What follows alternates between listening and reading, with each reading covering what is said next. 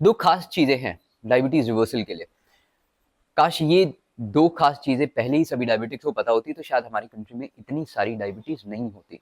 Specifically इस video में मैं डिस्कस करने वाला हूँ glycaemic index and glycaemic load of two heavily eaten food, rice and wheat, और उसे किस तरह से भर भर के डायबिटिक्स खा सकते हैं।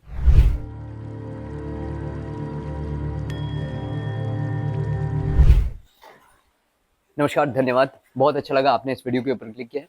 जैसे कि आप जानते हैं, हम आपके पास ऐसे वीडियो लेके आते हैं जिसकी मदद से आप अपनी डायबिटीज़ को ना केवल जस्ट कंट्रोल कर सके बट उसे अच्छे ढंग से रिवर्स भी कर पाए।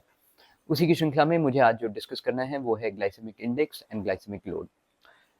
तो सबसे पहले अंडरस्टैंड करते हैं ग्लाइसेमिक इंडेक्स क्या है। ग्लाइसेमिक इंडेक्स का अर्थ है कि कितनी फास्ट, कितनी स्पीड के साथ आपके शरीर में ग्लूकोज यानी शक्कर बढ़ती है कोई भी खाने के पदार्थ खाने के बाद। तो वो हो गया आपका glycaemic index, the speed with which the sugar increases. Second है ग्लाइसेमिक लोड। ग्लाइसेमिक लोड थोड़ा सा एडवांस्ड है, जहां पर हम देखते हैं कि कितनी जल्दी एक फूड आइटम आपके शरीर में शुगर को बढ़ाता है, पर उसी के साथ कितना शुगर बढ़ाता है यानी कितना कार्बोहाइड्रेट उसके अंदर रहता है। तो ये है आपका glycaemic load. And when it comes to to staple Indian food, सबसे पहला है राइस। तो राइस बाय डिफॉल्ट सभी को ये बोला गया है कि बहुत ही खराब है, नहीं खाना चाहिए, उससे आपकी डायबिटीज बढ़ सकती है।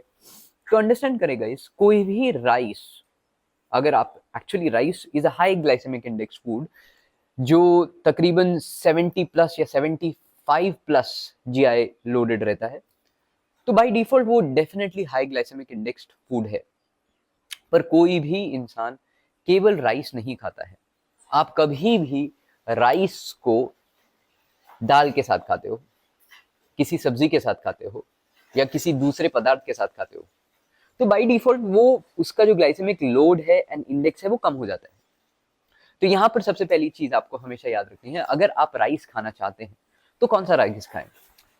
हम सजेस्ट करते हैं कि सिंपल प्लेन राइस ना खाकर आप अगर ब्राउन राइस ले ले या कोई भी मिलेट्स ले लें which are by default low glycaemic index and low glycaemic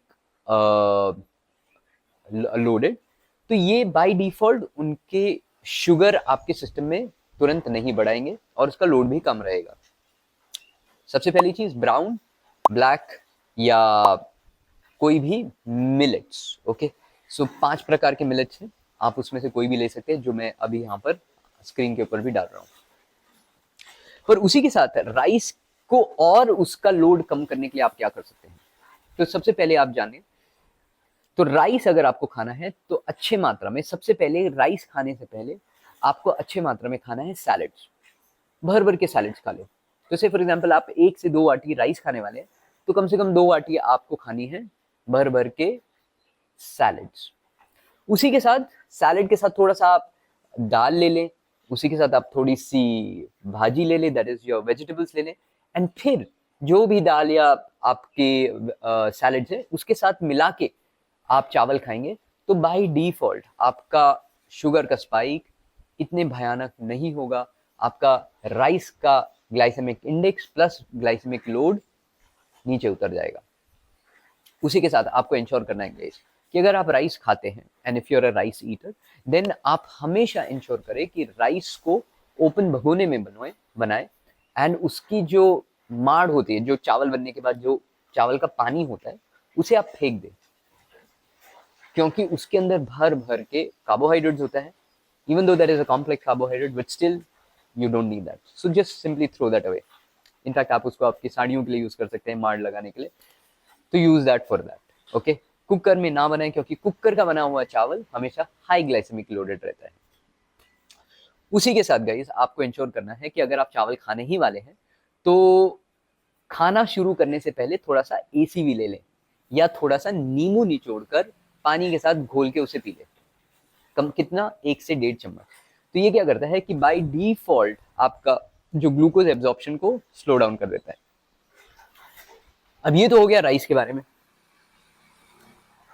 अब इसी के साथ आपको ध्यान रखना है कि गेहूं, ओके, स्पेसिफिकली हमारी कंट्री में भर भर के सभी गेहूं बहुत खाते हैं, तो अगर आप गेहूं खाने वाले हैं तो बिल्कुल खाएं, कोई उसमें प्रॉब्लम नहीं है। सिर्फ गेहूं आपको खाना कैसे है, एग्जैक्टली सेम चीज के साथ, मतलब अगर आप गेहूं की 1 2 3 जो भी रोटी खाने वाले हैं, उससे पहले आप थोड़ा सैलड्स खा लें, उससे पहले आप थोड़ा सा आपकी भाजी यानी आपके वेजिटेबल्स खा लें, और उसके साथ फिर जितना बचा है उसके साथ आप रोटी खाएं।